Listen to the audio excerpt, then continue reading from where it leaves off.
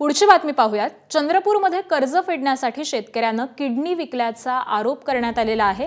नागभीडमधील तालुक्यातील मिंथूर इथे राहणाऱ्या रोशन किडे या शेतकऱ्याचा असा आरोप आहे। सावकारानं पैसे देण्याचा तगादा लावल्यामुळे किडनी विकण्याची वेळ आलेली आहे।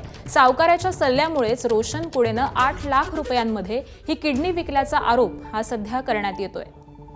चंद्रपूरमधली ही घटना आहे।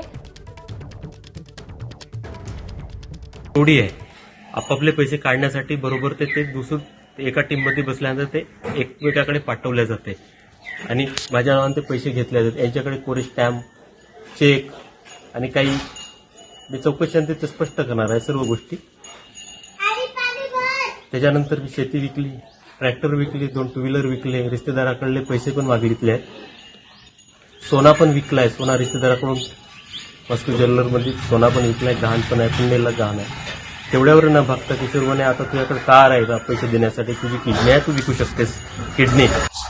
लक्ष्मण माझ्या मागील तगादा लावला की किडनी झाल्या पैसे देण्याला।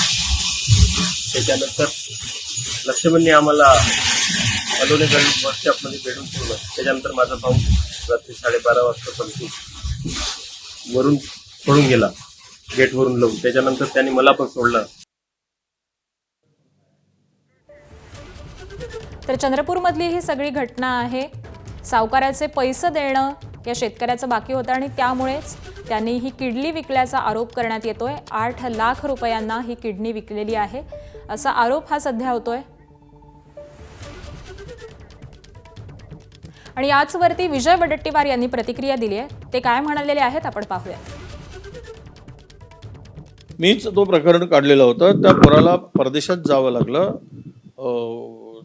चायनाजवळ एक छोटासा देश आहे, तिथे त्याला नोकरीसाठी, आणि तिथून त्याला मी वाचवून आणलं सगळं माझे एफर्ट्स लावून, आणि ती पूर्ण नाहीतर त्याचा जीवच गेला असता तिकडे। तो माझ्याच मतदारसंघातला मुलगा आहे, ब्रह्मपुरीचा, आणि त्याची चौकशी मी पोलीस अधीक्षकांना पत्र देऊन सर्व काही चौकशी करायसाठी मी त्यांना सांगितलं आहे।